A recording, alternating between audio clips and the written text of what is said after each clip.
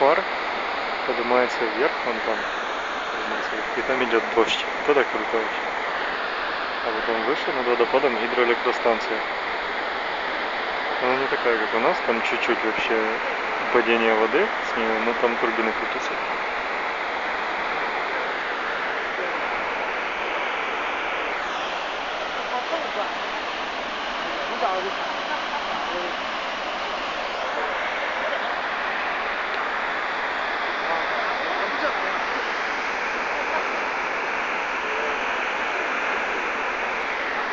На него так можно смотреть и смотреть. Вот там лес.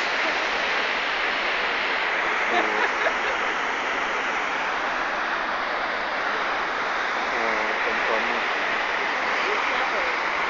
Тут люди фоткаются везде.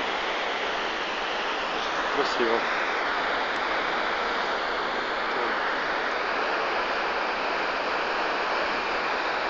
Ну класс. Я такое вижу первый раз. Желание уже загадал. Все, пойду.